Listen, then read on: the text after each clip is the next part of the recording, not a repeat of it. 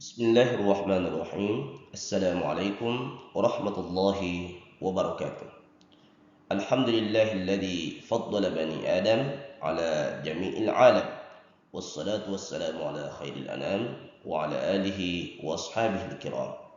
Anak-anakku sekalian yang saya cintai dan yang saya banggakan, pada kesempatan kali ini kita akan mencoba untuk menelusuri asal-usul penciptaan manusia berdasarkan dalil-dalil dari Al-Quran maupun dari hadis Rasulullah Sallallahu Alaihi Wasallam. Mudah-mudahan dengan demikian kita bisa lebih memanusiakan manusia.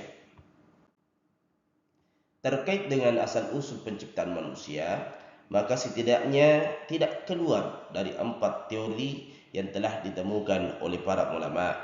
Pertama, ada manusia yang diciptakan oleh Allah Subhanahu wa taala tanpa melalui ayah, tanpa melalui ibu, melainkan langsung diciptakan dari tanah. Itulah Nabiullah Adam alaihissalam yang dikenal dengan Abul Bashar, bapa bagi seluruh umat manusia. Lalu kemudian yang kedua, manusia yang diciptakan juga tanpa melalui bapa, tanpa melalui ibu, melainkan diciptakan dari Nabi Adam alaihissalam. Itulah Hawa yang dikenal dengan ibunya seluruh umat manusia. Lalu kemudian yang ketiga, ada manusia yang diciptakan lahir dari seorang ibu namun tanpa bapa. Saya ulangi, tanpa bapa. Itulah Nabi Isa alaihissalam. Lalu kemudian yang keempat, ada manusia, dan ini yang secara umum dilahirkan melalui ibu, melalui bapa.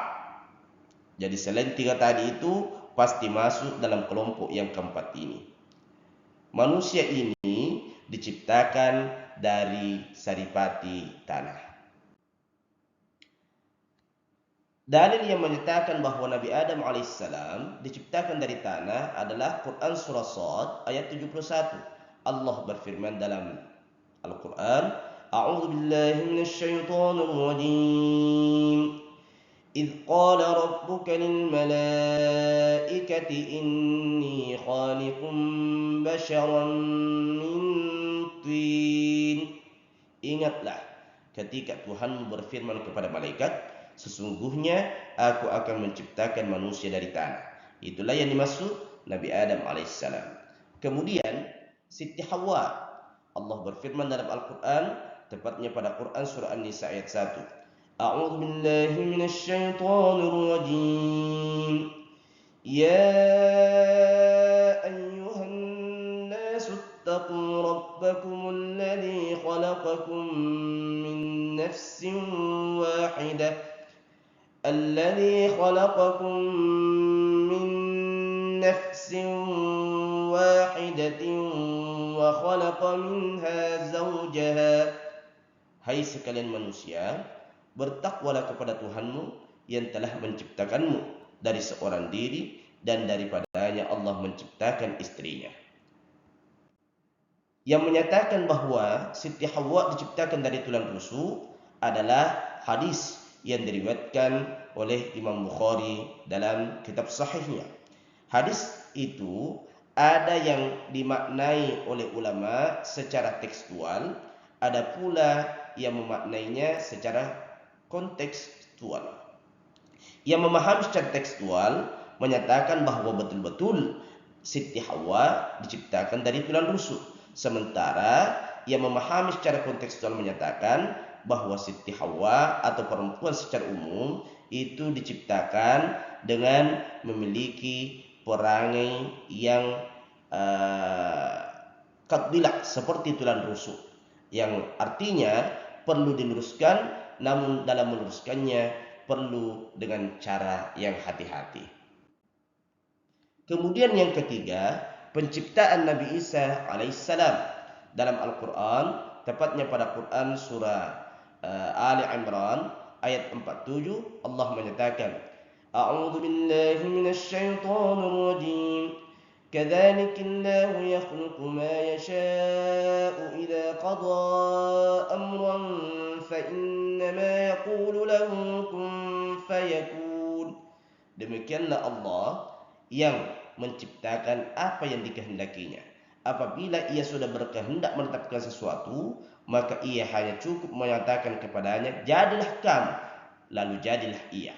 Selanjutnya Allah mempertegas dalam surah Ali Imran ayat 59, A'udzu billahi minasyaitonir rajim. Inna mathala Isa 'indallahi kamathali Adam خلقه من تراب ثم قال له كن فيكون. Sesungguhnya perumpamaan penciptaan Nabi Isa alaihissalam di sisi Allah adalah sama seperti penciptaannya Adam alaihissalam. Allah menciptakan Adam dari tanah, kemudian Allah berfirman kepadanya, jadilah seorang manusia, maka jadilah dia. Selanjutnya dalil tentang penciptaan manusia secara umum. Allah berfirman dalam surah Al-Mu'minun ayat 12, A'udzu billahi minasyaitonir rajim. Wa laqad khalaqnal insana min sulalatin min tin. Dan sungguh kami telah menciptakan manusia dari suatu saripati tanah. Apa kesimpulannya? Kesimpulannya adalah sebagaimana yang disebutkan Nabi Muhammad SAW yang diriwayatkan oleh Imam Abu Dawud dalam hadisnya, antum banu Adam wa Adamu min turab. Wahai sekalian umat manusia, kamu semua keturunan Adam, sedangkan Adam berasal dari tanah. Lengkapnya hadis ini sebetulnya menyatakan bahwa oleh karena manusia itu adalah anak cucunya Adam, oleh karena manusia itu berasal dari sumber yang sama, maka tidak selayaknya sesama manusia saling membenci, saling membelakangi, saling menyakiti. Bahkan sebaliknya, sesama manusia seharusnya saling mengasihi, saling menyayangi, saling mencintai, saling membantu, terutama dalam persoalan kemanusiaan. Apapun asalnya, apapun agamanya, kita harus saling membantu, terutama dalam hal persoalan kemanusiaan. Saya kira demikian.